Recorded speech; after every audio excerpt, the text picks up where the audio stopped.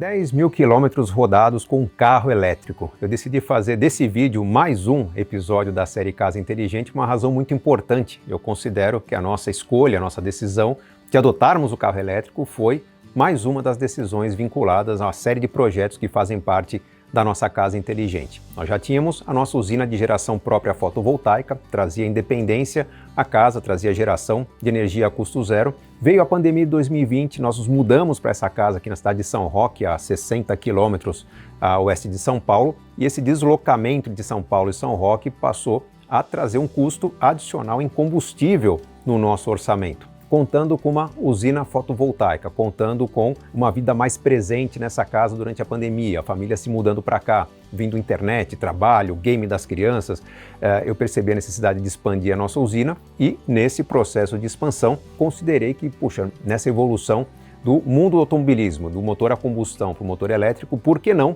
avaliar se o elétrico faria sentido ou não? Aqui eu quero falar sobre a experiência de ter adotado um automóvel que é não só inovador, mas que claramente já é uma tendência do mercado automobilístico. Se vai demorar 5, 10, 15 anos no Brasil depende muito de uma série de mudanças em infraestrutura, tanto de carregadores quanto de aspectos públicos, de distribuição, enfim, de barateamento, algum tipo de subsídio nos impostos, mas já pode-se dizer que a tecnologia da mobilidade 100% elétrica, esse carro aqui não é híbrido, a mobilidade 100% elétrica já é uma realidade no Brasil.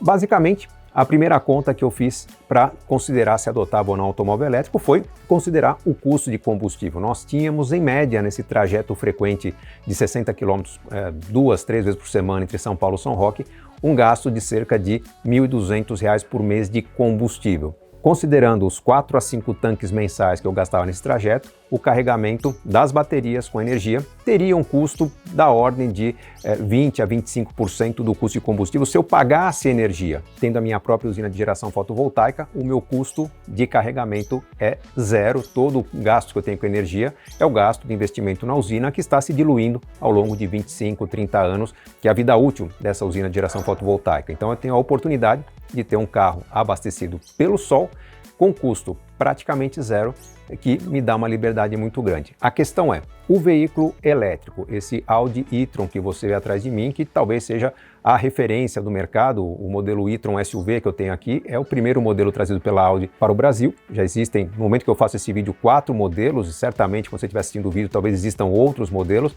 mas o fato é que o elétrico, ele traz um desafio ao mercado, o desafio de convencer o consumidor de que o preço que no ano de 2021 se paga a mais pelo elétrico é justificado pela economia que se tem ao longo da vida útil desse veículo. A economia está muito clara quando se considera economia de combustível, principalmente para quem viaja com uma certa frequência, quem tem um deslocamento razoável como os 10 mil quilômetros que eu percorri nesses 8 meses de uso do automóvel, combinados com a manutenção muito baixa. Sim, o custo de manutenção é muito baixo. Esse automóvel tem pouco mais de 10 mil peças no seu conjunto como um todo, enquanto que um equivalente à combustão tem mais de 30 mil peças. Então, esse aqui não tem troca de óleo, não tem troca de filtros, não tem troca de peças que se desgastam, peças mecânicas que encarecem as manutenções.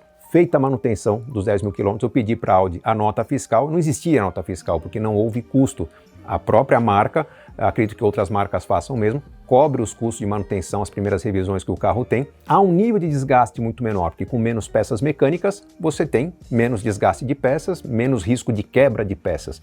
O freio, por exemplo, é menos utilizado. Um automóvel elétrico tem, por exemplo, grande parte do seu processo de frenagem feito no sistema chamado KERS, que é o sistema cinético de frenagem e recarregamento de baterias, que não utiliza as pinças de freio. Então esse carro tem pinças de freios convencionais, mas elas serão trocadas entre 100 mil e 120 mil quilômetros, dependendo do uso, da intensidade desse uso. Para entender as diferenças entre um carro elétrico e um carro a combustão, em termos de condução, não há grandes diferenças, principalmente nos modelos Audi, que é uma marca que privilegia a ergonomia, a condução, o conforto ao dirigir. Então a sensação de dirigir um automóvel elétrico não é uma sensação muito diferente da de dirigir um automóvel a combustão.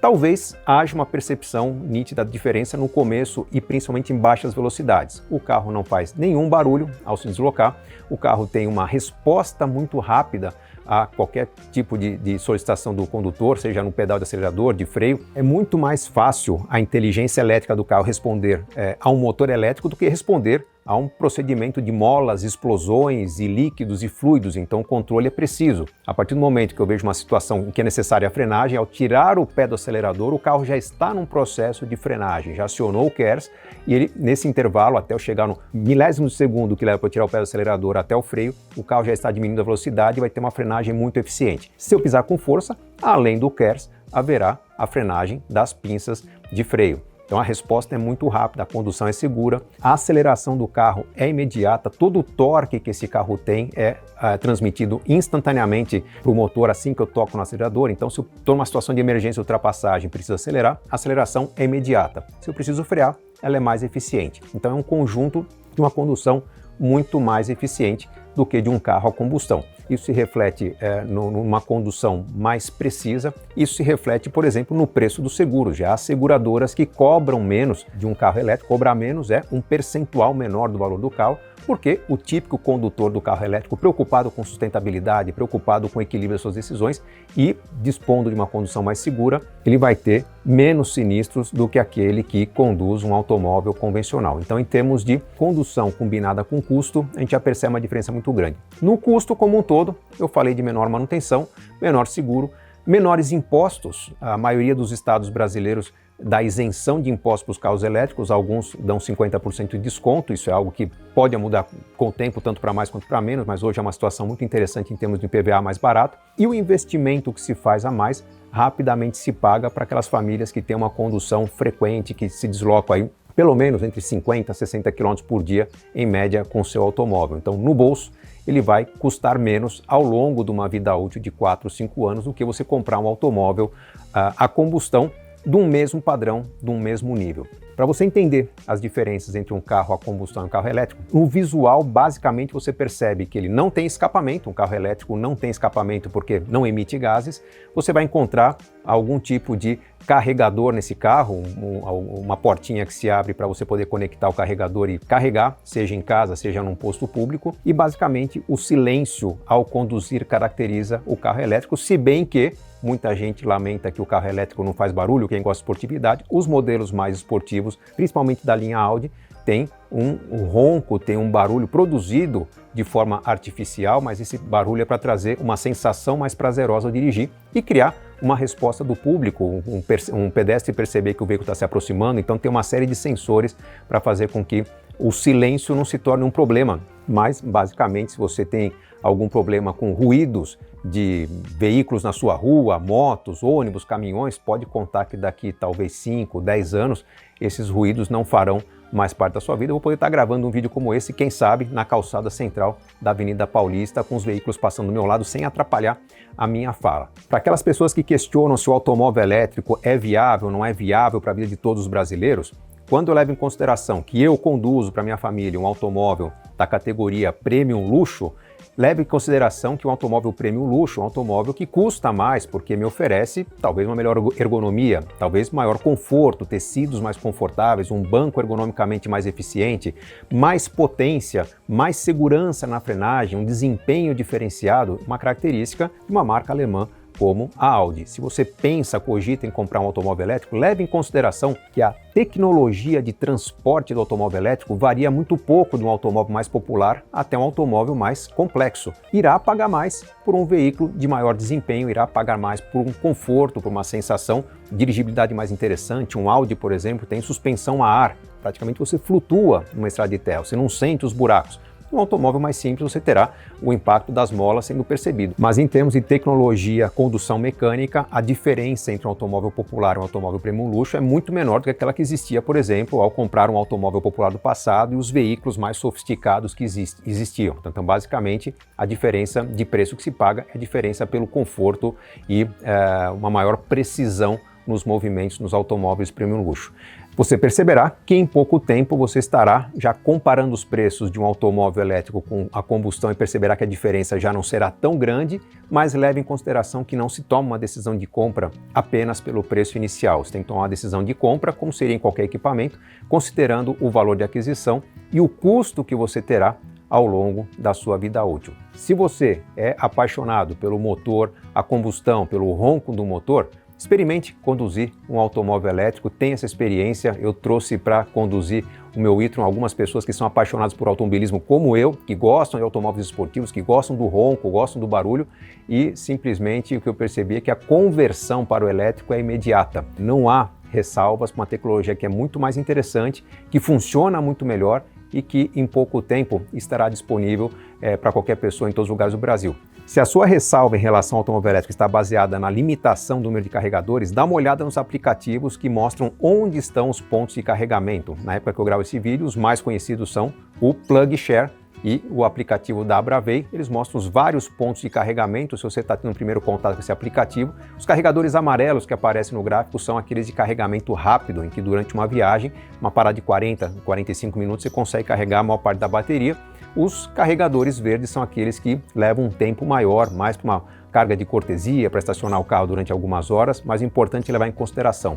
Carro elétrico sai da garagem 100% abastecido todos os dias. Você carrega todos os dias à noite. A única preocupação com o carregamento seria basicamente numa viagem, quando você vai abrir um aplicativo e planejar quantas paradas irá fazer, se irá haver algum tipo de pernoite, enfim, situações corriqueiras de quem está planejando uma viagem. Em 8 meses ou 10 mil quilômetros de uso de um automóvel elétrico, as poucas preocupações que surgiram foram no momento de sentar e planejar uma viagem. Sim, talvez por falta de carregadores abundantes nas estradas, eu tenha dormido uma noite a mais numa cidade em que talvez eu teria planejado não dormir ou dormir apenas uma noite. Mas com o passar do tempo, todos os postos de combustíveis tendem a ter algum tipo de carregador rápido, e com isso você vai poder fazer viagens mais longas de 500, 600, 1000 quilômetros, quem sabe parando para um almoço para recarregar, parando para um café à tarde, para uma carga de 1 hora, coisa que qualquer família faz durante sua viagem, e com isso poder carregar o seu automóvel até para viagens mais longas. Os automóveis Audi,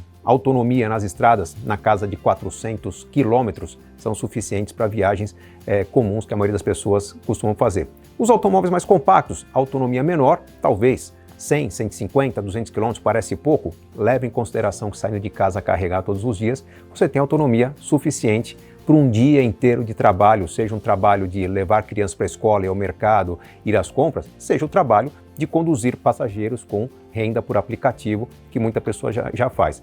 Muitas pessoas que aderiram aos automóveis híbridos, aqueles que são abastecidos por combustível e complementados por energia, tem percebido que o custo inferior da energia justifica usar apenas a funcionalidade do motor elétrico para que o automóvel funcione, para aqueles que permitem apenas funcionamento elétrico. Com isso, a tendência é que as pessoas percebam num segundo momento que, como a manutenção de automóvel híbrido é bem mais cara, a manutenção mais barata do elétrico justifique esse pouco planejamento para se antecipar às necessidades de carga. Um último ponto a considerar é que na navegação ou condução do automóvel elétrico, você tem uma experiência a mais, que é a experiência relacionada à física ou à geografia da sua viagem. Automóveis elétricos gastam mais na subida, mas carregam na descida. Para quem está familiarizado com a região sudeste, aqui numa viagem, por exemplo, de São Paulo e Santos, que é uma viagem em descida de cerca de 70 quilômetros, o automóvel chega em Santos com mais bateria do que saiu de São Paulo, que na descida ele sempre carrega. Então a gente só faz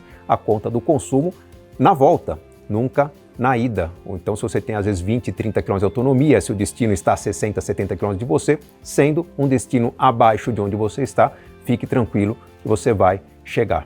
Tecnologia que veio para ficar. Mais econômica, mais eficiente, mais limpa, afinal a cada 1000 quilômetros rodados com o automóvel desse equivale a plantar 2 árvores na Mata Atlântica, então eu já plantei minhas 20 árvores com os 10 mil quilômetros desse e-tron. Basicamente, falta as pessoas experimentarem e entenderem que o mundo está mudando rapidamente, que os argumentos contra o automóvel elétrico são argumentos talvez de 2, 4, 5 anos atrás, e cada vez mais você vai encontrar esse tipo de veículo sem escapamento rodando nas ruas da sua cidade. Experimente!